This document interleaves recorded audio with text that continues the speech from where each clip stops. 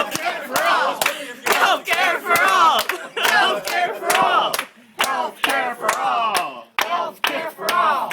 Healthcare for all! Are you gonna? So there's about 30 people here, Andrew. Everybody in the building, basically. Because I know how organizers count. Yeah. You mean how you trained us? No, just, you know the argument. Basically, we're really standing up for the members who come out on mocks to have full healthcare coverage. And it's a core principle we're not going to back down from.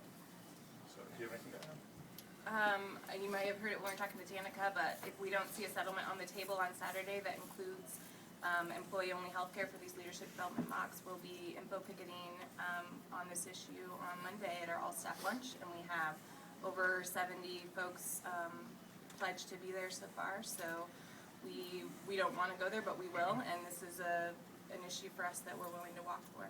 Yeah, and organizers have been very disciplined about not communicating with our members about the extent of what's going on, but obviously at some point it's going to become obvious to them we're going to have those conversations, and we're convinced that they're going to really see that we're fighting for them. And ultimately you can't win on this one.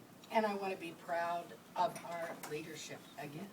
I'm tired of feeling like the leadership is running backwards while pushing everybody else forward. This is not okay. It's unprincipled. It's embarrassing. It's humiliating. For me. Yeah, Becky. I want to be proud again. Woo! I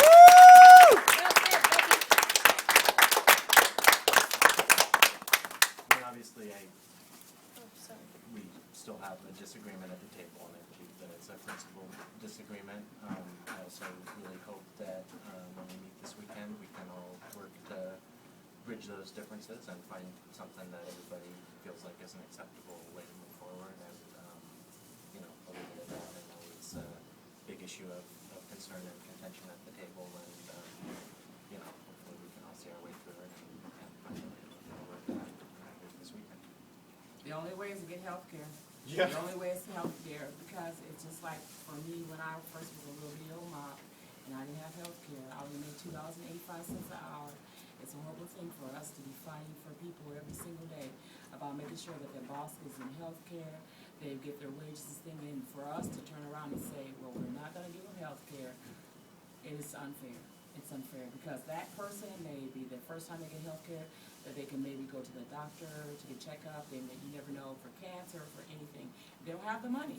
And this will be the one time that they can get everything done and feel okay. And then to say, well, you know what, I work for my union and they did it for me. And this is the reason why I was able to get my medicine. This is the reason why I got my eyeglasses. It's a hard thing for people to work without health care. And we should know better than anybody because we do it every single day. We fight.